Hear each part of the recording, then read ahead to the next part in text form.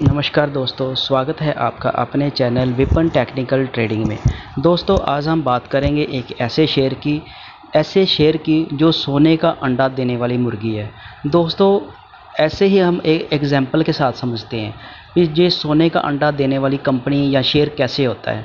जैसे हमने कहानी सुनी है कि एक मुर्गी थी, सोने का अंडा देती थी। उसका मतलब कि वो डेली अपना जो रिटर्न देती थी, अंडे देती थी, उससे वो अपना सारा वो भी जो खर्चा वो घर चलाते थे।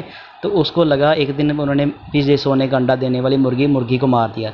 लेकिन हमें मुर्गी को नहीं मारना, हमने वो मुर्गी के जो सोने के अंडे हैं ना, उसको यूज़ करना है। उसको यूज़ करके उससे हमने सारा काम चलाना। तो दोस्तों, अगर आप मेरे चैनल पे नए आए हो तो सबसे पहले आप मेरे चैनल को सब्सक्राइब कर लो और बेल आइकॉन को ऑन कर लो। और वीडियो आपको अच्छी लगे तो फिर इसको लाइक करना, अपने दोस्तों के साथ भी शेयर करना। तो दोस्तों, वीडियो के एंड तक बने रहें, वीडियो बहुत ही इन्फॉर्मेटिव बनने वाली है। आज मैं आपको बताऊँगा ये कौन सी कंपनी, कौन सा शेयर है जिसने सोने के अंडे जैसे आपको दिए हैं। तो दोस्तों, इसने 18.5% की जो अपनी कंपाउंडिंग रिटर्न दी है। कंपाउंडिंग रिटर्न जो इसने इंटरेस्ट के ऊपर इंटरेस्ट जैसे बढ़ के, जैसे ये इसको 24 साल हुए, जैसे 24 साल का जो मैंने इसका डाटा निकाला वो पूरी कैलकुलेशन के साथ आपको मैं बताऊंगा।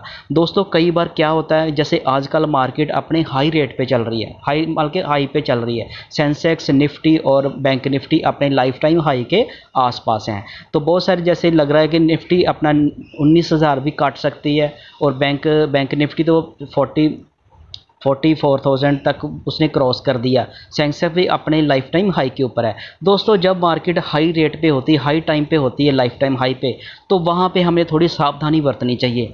होता क्या है कि आज जैसे मार्केट अपने लाइफ टाइम हाई के ऊपर है, तो मार्केट में हर बंदा आपको मिलेगा जो कहेगा कि मैंने स्टॉक मार्केट से इतना पैसा कमाया, इतना पैसा कमाया। तो उससे क्या होता है कि हम उनकी बातों में लोगों की, जब मार्केट में लोग पैसा कमा रहे होते हैं ना, पैसा जिनका बन रहा होता है, तो वो मार्केट में आपसे खबरें सुनेगी। आप टीवी चैनलों पे देखो, कहीं पे भी देखोगे, यूट्यूब और भी कहीं पे भी देखोगे, तो आपको यही न्यूज़ देखने को मिलेगी कि हमने स्टॉक मार्केट से इतना पैसा बनाया, इतना पैसा बनाया। क्यों? क्योंकि अब मार्केट जो अपने लाइफ टाइम हाई के ऊपर है। तो यही गलती जो नया ट्रेडर होता है, जो नया बिगिनर होता है, जो किसी ने अभी अकाउंट खुलाया ही नहीं होता, वो आता है, वो लोगों की बातें सुनता है कि लोग स्टॉक मार्केट से बहुत सारा पैसा कमा रहे हैं, मैं पीछे रह गया। तो वो भी अपना अकाउंट खुलवाता है, लेकिन जब उसका अकाउंट खुलता है, वो ट्रेडिंग या कोई भी शेयर बाई करता है, तो वो शेयर को तब बाई कर लेता है जब अब मार्केट अपने लाइफ टाइम हाई के ऊपर है। जब दोस्तों मार्केट अपने लाइफ हाई के ऊपर होती है, हम और शेयर को अपने उसके हाई रेट के ऊपर बाई कर लेते हैं। जैसे फिर मार्केट में थोड़ी सी करेक्शन आती है, प्रॉफिट बुकिंग आती है, तो वो शेयर यकदम थोड़ा नीचे भी आता है, तो हम ऊपर के रेट में फंस जाते हैं। तो जैसे आपने अभी स्टॉक मार्केट में अपना कैरियर स्टार्ट करना शुरू किया, जहाँ पहले थोड़ा बहुत काम कर रहे हो, तो दोस्तों जब भी आपने शेयर खरीदना हो तो तब खरीदिए जब मार्केट में आपको कोई शोर ना हो कि कोई पैसा कमा रहा है। दोस्तों, जब स्टॉक मार्केट से लोग पैसा कमाते हैं तो सबको बताते हैं, जब कोई लॉस करता है तो वो फिर किसी को नहीं बताता। जब किसी का लॉस होता है ना, वो किसी को नहीं बताता। जब किसी का प्रॉफिट होता है ना, वो सबको बताएगा, ये देखा मैंने स्टॉक मार्केट से शेयर इतना पैसा बनाया। तो कमाते सारे ही हैं। अगर लॉन्ग टर्म में आप मतलब इन्वेस्ट करोगे तो पैसा सबका बनता है, लेकिन पैसा कैसे बनता है, हमारी रिटर्न, परसेंटेज रिटर्न वो कम हो जाती है। कैसे? मान लीजिए कि आप शेयर ने आज ही आपने शेयर को बाई कर लिया, जैसे मार्केट अपने लाइफ टाइम हाई के ऊपर है, तो शेयर आज जो 1500 का शेयर था, मान लीजिए एग्जांपल से बात कर रहे हैं किसी भी शेयर की, तो 1500 का शेयर अब अपने लाइफ टाइम वो 2 साल पहले की चल के आज 1800 जहाँ 2000 पे आ गया। तो अब आप 2000 पे खरीदोगे तो वो 1500 वाला शेयर अभी 1-2 महीने में ही, जहाँ 3-4 महीने में 2000 पे आया, तो उसमें प्रॉफिट बुकिंग आ सकती है, उसमें करेक्शन आ सकती है।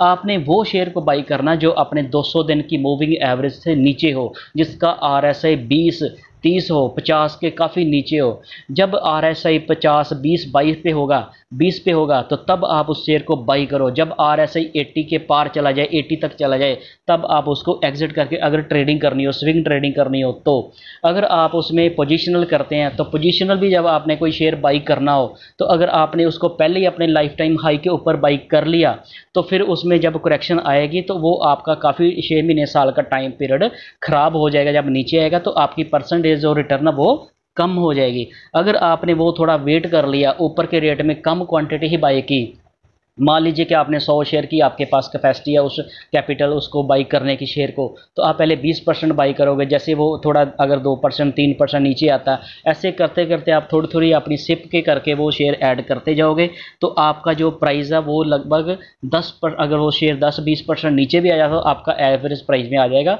आप उसमें इन्वेस्ट करोगे तो आपकी रिटर्न वो बढ़ जाएगी।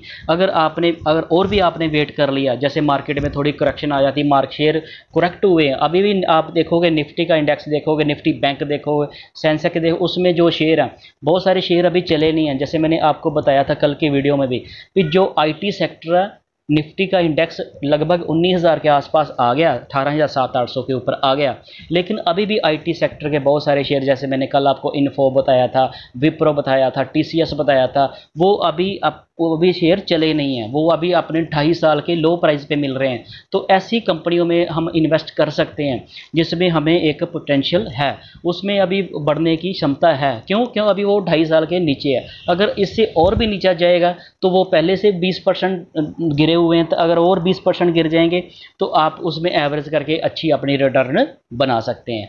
तो दोस्त ऐसे ही होता है, जब मार्केट में लोग शोर कर रहे होते हैं ना, प्रॉफिट हमने बना लिया, तब मार्केट में आपको मतलब कि डरना चाहिए, तब मार्केट से डरना चाहिए। अगर फिर भी आपने इन्वेस्टमेंट करनी हो तो आपको अपनी इन्वेस्टमेंट का सिर्फ 20% कम शेयर ही बाय करके उसको ऐड करें। अगर वो शेयर ऊपर से 20% तक 30% तक भी नीचे आ जाए, तब तक भी आपके पास फंड बचा होना चाहिए उसकी एवरेज करने के लिए। तो ऐसे ही चलता है दोस्तों। अगर आपने लाइफ टाइम हाई पे शेयर को खरीद लिया तो आप ऊपर के रेट में फंस सकते हैं दोस्तों। ऐसा होता है कई बार, एक और भी इसके एक हमारी जो मेंटालिटी होती है, जो साइकोलॉजी हमारी काम करती है ट्रेडिंग में या कोई भी स्टॉक में, वो होती है कि हमारा ग्रीड और फियर जो उसको बैलेंस करना बहुत ही मुश्किल होता है। लेकिन जो ट्रेडर उसको अपना फियर और ग्रीड को बैलेंस कर लेते हैं वो कामयाब हो जाते हैं, वो अच्छी रिटर्न कमाते हैं। मान लीजिए अभी आपको मैं एक और एग्जांपल के साथ बताता हूँ। मान लीजिए कि कोई शेयर अब बहुत ज़्यादा ऊपर चला गया, तो हम उसको खरीद नहीं पाएंगे, ये बहुत ऊपर चला गया, जब नीचे आएगा फिर खरीदेंगे। तो वो शेयर नीचे आता है तो फिर हम डर जाते हैं, फिर हम खरीदते नहीं जो और ना गिर जाए। तो इसमें हम दोनों चीज़ों को हम बैलेंस नहीं बना सकते। तो उससे बेटर यही स्ट्रैटेजी रहती है कि कम कम शेयर बाई करते रहो। अगर शेयर मान लीजिए अपन अपने हाई पे है तो थोड़ा कम खरीद लो। तो ऐसे करके कई बार हमारे हाथ से मौका निकल जाता है। तो जब हमारे हाथ से मौका निकल जाता है फिर हम देखते हैं हमें तो प्रॉफिट हुआ ही नहीं। लेकिन कुछ लोग कहते हैं कि आपने मैसेज करते हैं कि आपने इतने हाई रेट पे ये शेयर को बाई कर लिया। तो दोस्तों जब भी मैं किसी शेयर में पोजीशन बनानी होती है, अगर वो अपनी लाइफ टाइम, पहले तो मैं देखता हूँ वो 200 दिन की मूविंग एवरेज से नीचे हो, उसका RSI 30 से नीचे हो, तब मैं उसमें एंट्री करता हूँ। मैं कभी भी भागती हुई ट्रेन में नहीं बैठता। जो शेयर पहले से भाग रहे होते हैं बड़ी स्पीड से, उसमें कभी नहीं बैठना चाहिए। उसमें हमारे फंसने के, एक्सीडेंट होने के, नुकसान होने के चांस ज़्यादा होते हैं। जो शेयर पहले से रुका होता है, आराम से बैठा होता है, कंसोलिडेट कर रहा होता है, अपना ओवरसोल्ड में होता है, ओवरसोल्ड जोन में होता है, RSI उसका 22 होता है, 20 होता है, 30 से नीचे होता है, तब उसमें एंट्री करनी चाहिए। जैसे ही वो शेयर 50 पे आ जाता है उसका RSI, तो वो एक बुलिश मोड में आ जाता है। जैसे शेयर 80 के पास RSI उसका आ जाता है, 80 के ऊपर चला जाता है, वो ओवरबॉट हो जाता है, फिर उसमें करेक्शन आती है। ऐसे मैंने अपने टेक्निकल चार्ट के ऊपर भी आपको पहले भी समझाया, अगर आप मेरी वीडियो रेगुलर देखते हो तो। दोस्तों आज बात कर रहे हैं इस शेयर की, ये कौन सा शेयर है जो सोने का मुर्गी का अंडा देने वाली कंपनी है।